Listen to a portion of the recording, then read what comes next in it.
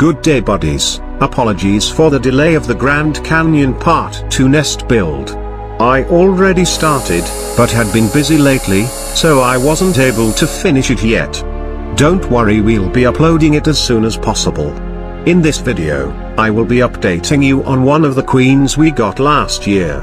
We will also move her young colony to the city formicarium that we built few episodes ago. Anyway, welcome back buddies. And for those new to the channel, you're also welcome to DColonyyt.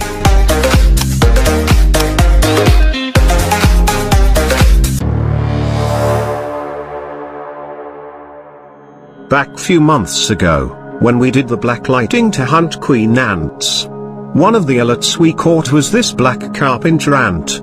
The queen's first month hasn't been good, but I'm relieved when I checked her on the second month. Having this cocoon, some larvae and cluster of eggs. Fast forward to the third month, the colony now have 2 workers.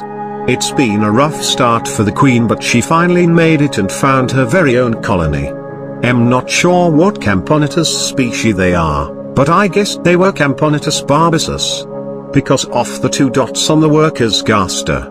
Let me know what do you think on the comments buddies.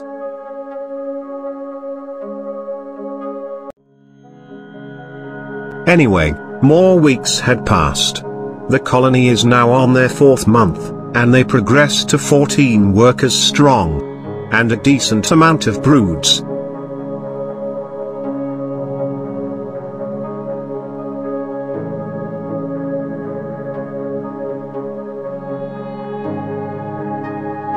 Moving to their 5th month, the colony had upgraded to more than 30 workers. At this rate, feeding them in the test tube had been a little struggle. So I introduced their first mini outworld, to make feeding and cleaning simpler. Time passed quickly. Their 6th month had arrived, now having 50+ workers. Even in this tiny outworld, the feeding and cleaning again became a little difficult without escapees. It's now time to introduce them to their first official ant farm. We'll be moving them to this DIY nest, which is part of the city formicarium we made here on the channel. If you missed and want to check the build video, you can check here on the iCard or in the description. Anyway, we will use another tiny acrylic outworld. We drilled a hole here, so we can just connect it on the nest. I blocked this end, as we only need this one. I will just transfer their test tube and let them move on their own. Let's cover the nest, so the ants will find it as a good place to live. Just this time, I spotted the first major worker of the colony. Anyway, the colony take 2 days before deciding to move to the DIY nest. I disconnected from the test tube, and connected to the DIY outworld as well. After few weeks living in the formicarium, more workers, including majors, had close.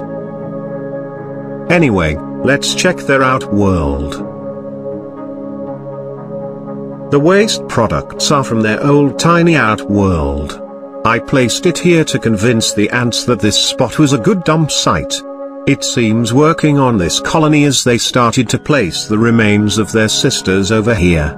I usually do this trick with my newly transferred colonies, and it works 75% of the time.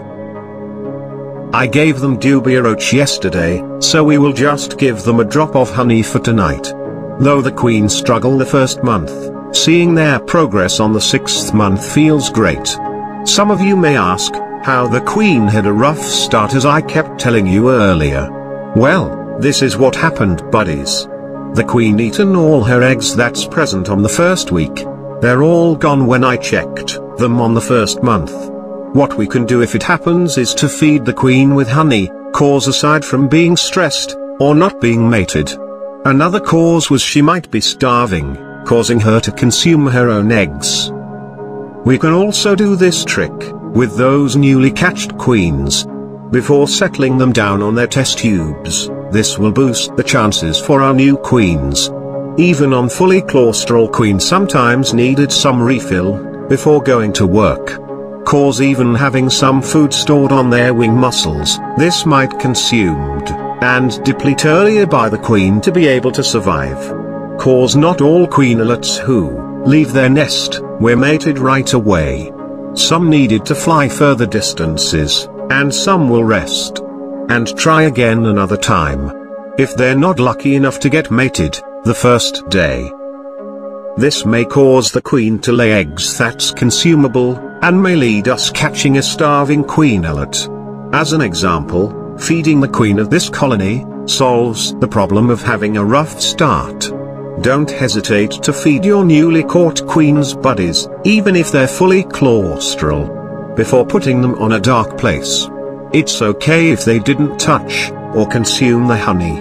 At least you're sure your queen isn't starving.